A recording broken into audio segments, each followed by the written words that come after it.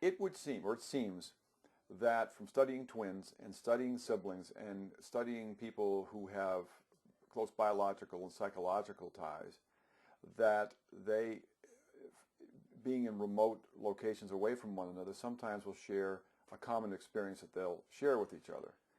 And so that seems to happen more within families. And so there would seem to be, as a result of that, more close and relevant ties through life with those people, seemingly, to continue with one another. On the other hand, we are programmed to not breed within families.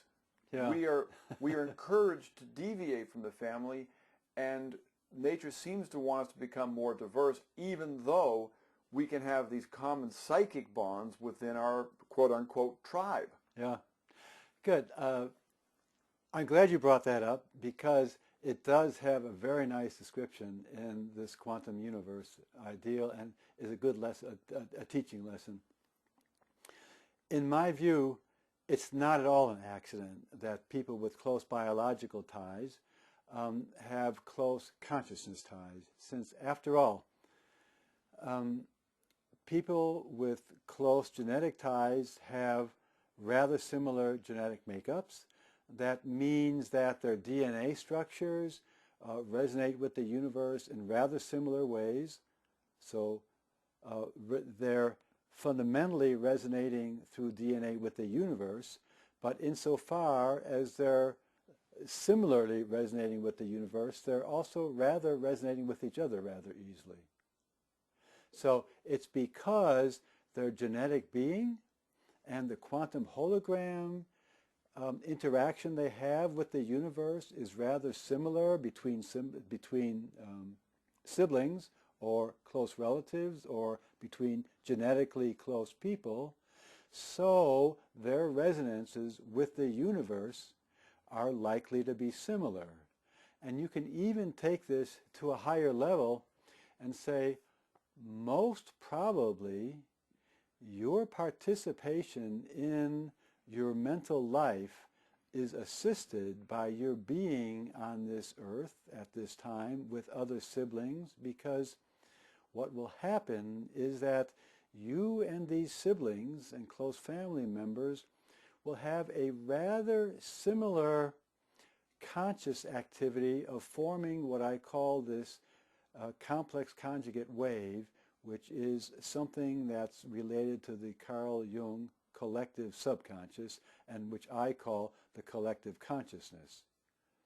And because there are other participants in life that have a wave rather like yours, it becomes easier for your consciousness to address and access the great spiritual wave of the cosmic intelligence by a kind of a surfing thing you can do. In other words, your mind can resonate more powerfully with the overall universe insofar as it conjoins with other minds in their resonance with the universe. So we can say those are compatible wave functions. They're all going in the same direction. But it also seems that as part of creativity and an expanding universe of expanding awareness is a type of contrast. You also see within families almost a split archetype where you can have several family members who are morally separate than the others, and they play off each other. And either group or both or neither can grow from that, but it seems like there is not necessarily harmonic wave functions, but dissonant ones as well that are equally important. Good. And what you're telling me in some senses is that this participation in life is a double-edged sword. Insofar as you can participate more fully with people in your genetic group, that can be working effectively for you, or it can be working against you in case of some antagonistic participants here. Now, this is an extremely important principle of quantum physics. It's called a dyadic principle, and I believe it was, again, scientist, astronaut, Apollo 14, Edgar Mitchell, who called attention to this property of the universe, and that is the following. Suppose you imagine yourself being a creator and trying to create a universe out of nothing.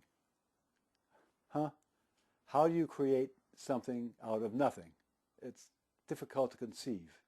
Except you can imagine that the easiest way to do that, to create something out of nothing, is to sort of part the waters, and for any attribute of the universe that you're about to create, you create the opposite attribute.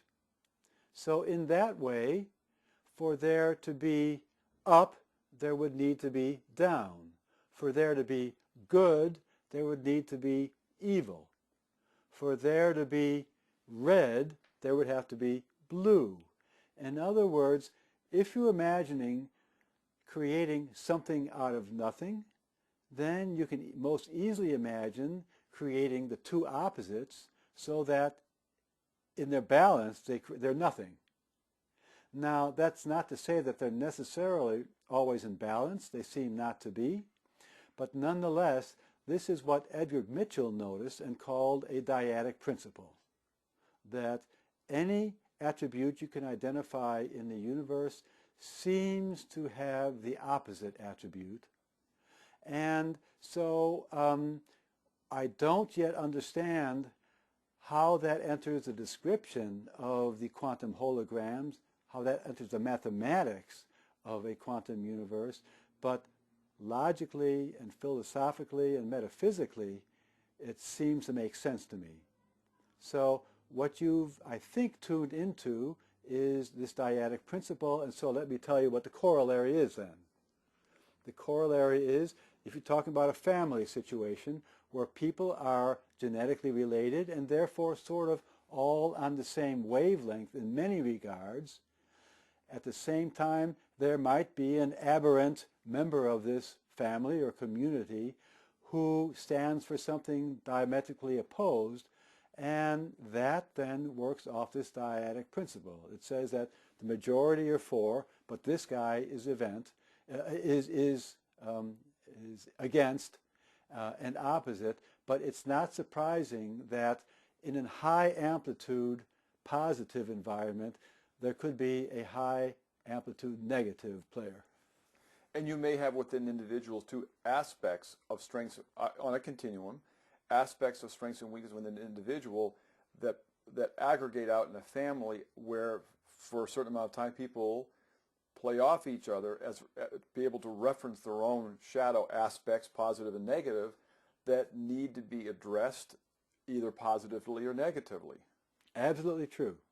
And so you will probably find that genetically related people all tend to do some things extremely well.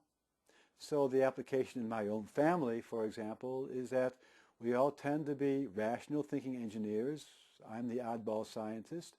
And there seems to be an absurd preoccupation with automobiles. My grandfather manufactured automobiles in Europe in 1920. Among the 4 brothers in my family, there are probably 15 or so rare antique automobiles, and endlessly ongoing conversation about automobiles that drives my wife crazy. So it seems to be true, and I suspect that others among you will find that yes, our family is about music, or our family is about water sports or whatever, but there might be an actual good reason built into the quantum universe why this would be true, why genetic similarity brings about quantum conscious activity similarity.